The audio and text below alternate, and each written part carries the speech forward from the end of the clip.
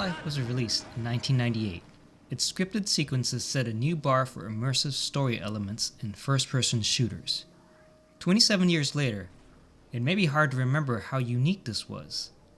For better and worse, this design influenced so many subsequent games that scripted events are something we take for granted and often even complain about when a game overdoes these. I'm looking at you, Call of Duty. 1998 was a year in which several other hyped first-person shooters were released based on new or improved 3D engines. The previous December, one of the biggest sequels, Quake 2, had just arrived, and by late 1998, the first Quake 2 engine games were starting to hit the market. One of these was Sin, a first-person shooter from Ritual Entertainment with an attitude-spewing protagonist named John Blade, obviously inspired by Duke Nukem and generic 90s action movie cliches. Sin was often billed as a Quake engine-based competitor to Half-Life, and it also marketed scripted events like Valve's shooter. The other was Heretic 2, a third-person action-adventure game continuing the Heretic franchise from Raven. There were also FPS games based on other engines. Blood 2 and Shogo Mobile Armor Division from Monolith Productions both used the new Littek engine. The original Unreal was also released in May of that year, serving as a showpiece for Epic's new Unreal Engine. There was also Trespasser, a heavily marketed Jurassic Park game touting innovative physics-based mechanics and developed by Steven Spielberg's DreamWorks Interactive. Additionally, the multiplayer shooter Star Siege Tribe was released, as well as Tom Clancy's Rainbow Six, the first game in the now long-running tactical shooter series. Another noteworthy game that year was Looking Glass's Thief the Dark Project. While not a shooter, it was a groundbreaking first-person 3D stealth game. All these games ran on proprietary game engines developed by those companies. With that lineup of games in 1998, it's fascinating to remember that Half-Life's scripted sequences are rooted in the Quake 1 engine. So how did a game based on this previous generation engine manage to reinvent FPS storytelling compared to its competitors, when Quake 1 itself had little to no story elements? To answer this, we first need to understand how story elements were typically presented in games at that time. The first method is cutscenes. During that era, and still today, cutscenes were a common device for presenting story elements in a game across many genres. This was made even more popular during the 90s because CD-ROMs had burst onto the scene, providing a magnitude more storage space than floppy disks for delivering PC games. Game companies realized that throwing full motion video, or FMV, into all that extra space was a hot selling point, and different companies often competed on how much FMV and big-name actors they could cram in. One of these that comes to mind is Wing Commander 4, which stars Mark Hamill, and was delivered on 6 CD-ROM discs.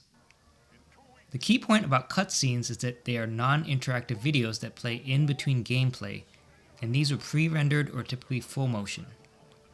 Almost all first-person shooters at that time were light on story, and so utilized little to no cutscenes. LucasArts shooters were noteworthy exceptions in this regard. Accordingly, the Dark Forces games and Outlaws were standouts in stories and cutscene quality, probably because LucasArts was a George Lucas company and therefore had the budget and expertise to do these well. A second common method was just using text. This could involve text screens within the game, such as Doom and Quake's episode completion screens, or text within the game manual. Less common in first-person shooters but widely used in immersive sims like System Shock as well as role-playing games was text readable when the player interacted with game objects, such as logs and books. The third method was in-game events. These include simple triggered events and animations, as well as what Valve would dub scripted sequences in Half-Life, which are more complex. Earlier games like Quake and Duke Nukem 3D did support triggers which activated events, but these were simplistic, such as opening a door, moving a platform, or releasing new enemies. So scripted events are at their core in-game events that the player may or may not be able to affect the outcome. What made Half-Life unique compared to other FPS games at the time was the complexity and sheer number of scripted sequences. The 25th anniversary documentary gives some insight into the advances in design philosophy that motivated scripted events. The first was being able to create character animations more easily. Quake used vertex animation, which required changing every vertex frame by frame. Valve transitioned to skeletal animation, which simplified creating animations by leveraging knowledge about rigid bodies. We won't go into much detail here, other than mentioning that skeletal animation allowed smoother, more realistic looking animations compared to Quake, and also made it easier to reuse and create animation. The second was Valve founder Gabe Newell's design dictate regarding how the world reacted to the player. Gabe's dictate was, as you walked forward, something needs to happen like every 3 to 5 seconds. Yeah. The player stands still, Didn't have to be much. the universe can be quiet. These included both mundane events like scientists microwaving food, as well as cinematic events like the tentacle monster grabbing a scientist. To understand some core elements required for scripted sequences in Half-Life, let's look at a relatively simple scene and then touch on a more complex scene from the game. In the Anomalous Materials episode at the start of the game, map C1AOD, there's a locked door in Black Mesa manned by Barney that you cannot enter until you're wearing the HEV suit. I got explicit orders not to let you through without your hazard suit on. As an aside, this map is nice to analyze because it's one of the few maps Valve has officially released in its SDK. After you put on the HEV suit and walk back to that door, a scripted sequence is triggered where he opens the door using a retinal scanner. We can break down this simple scene into several elements. First, there's a trigger when the player enters the hallway wearing the HEV suit. This causes Barney to walk from wherever he was standing so that he's in front of the retinal scanner, and also causes him to talk to the player. Once he's in front of the retinal scanner, several animations and sounds play in a specified sequence. First, there's an animation of Barney bending down to use the retinal scanner that gets activated. The retinal scanner plays several sounds and changes appearance. Barney enters back in his walking animation and walks back to where he's originally standing, and finally, the door opens. Even from this simple scene, we have the basics for understanding what would be needed for making a scripted sequence possible. There's a trigger for the event, there's an NPC destination determination, and finally there's playing of animations and sounds with some sequencing and delays. A more complex scene is the tentacle monster scene highlighted in the 25th anniversary documentary.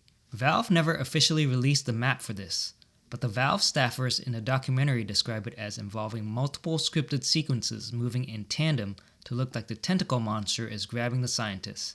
So even though it looks like the tentacle monster and the scientists are interacting, it's really using the same building blocks as the simpler scene, with the addition of overriding the tentacle monster's normal AI. So to summarize, there are at least 4 basic features needed to support Half-Life scripted sequences. First is a trigger for the event. Second is ability to determine a destination for the NPC.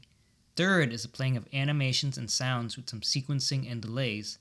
And finally is overriding of the normal creature AI.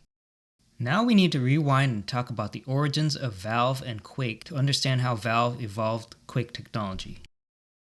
Valve was founded by Microsoft alums Gabe Newell and Mike Harrington in 1996, the same year Quake 1 was released. As reported in GameSpot's Final Hours of Half-Life, Valve decided early on to license the Quake engine from id instead of building their own 3D engine from scratch because they were a small team and believed they could innovate in other areas of game development. As we were Michael's friends, we walked away with the source code to Quake that day. We had no contract yet. We had kind of an idea. This assumption would prove not entirely correct, as Valve would end up overhauling the Quake engine to bring their vision of Half-Life to fruition.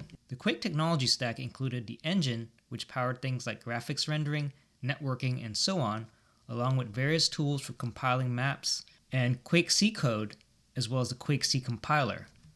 For our purposes, we're going to focus on maps and Quake C. A Quake map is a file that defines all the things the player will see in a specific level. In its simplest form, you can think of it as a text file. In reality, this file gets compiled through various id tools to produce a binary BSP file that's optimized for game performance and graphics rendering, but we can skim over those details here. The things defined in the map are known as entities. This means that entities encompass basic things like walls, doors, monsters, items, and so on. Quake defines two types of entities. The first are brush entities, which are building blocks of a level defined by geometric coordinates. In other words, brush entities define things like walls and doors in a level. The second are point entities, which are entities placed at a specific point and which may or may not have some geometry associated with it. These include monsters, items, etc. Importantly, a type of entity called a trigger also exists in Quake. This supports basic in-game events. The behavior and logic of many entities is defined in Quake C, which we'll now need to talk about. What is Quake C and how does it relate to the rest of the Quake engine? Quake 1 was written in the C programming language and assembly language, the latter for specific performance optimizations. However, John Carmack also developed a compiled C-like language called Quake C, which was intended to allow modders to customize Quake in various ways without having to have access to or modify the core Quake engine source code. Quake C would also allow modders to share their mods without exposing their Quake C code if desired. It supported things such as adding new weapons, modifying some game logic, and defining triggers. However, Quake C can only interact with the core Quake engine through specific APIs, so you can't do anything you want. Think of Quake C as analogous to a scripting language, except written in a C-like syntax. id released Quake's main Quake C code upon Quake's release for modders to reference and modify. In it are defined various trigger entities. When a player interacts with a trigger entity, typically by stepping into that volume, the trigger initiates something else. What that something else is defined by the target property. So for example, if there's a button in the map called button 1, and the trigger is defined as the func_button trigger provided by id's core Quake C package, this trigger would reference button 1 as its target, and when the player activates this trigger, it presses button 1. So depending on what the target type is, you would use a different predefined trigger to get that target to do the appropriate thing, such as opening a door or teleporting a monster over. Triggers are the basis for dynamic events as they happen in Quake. Quake C was quite innovative for its time and led to Quake's popularity among modders.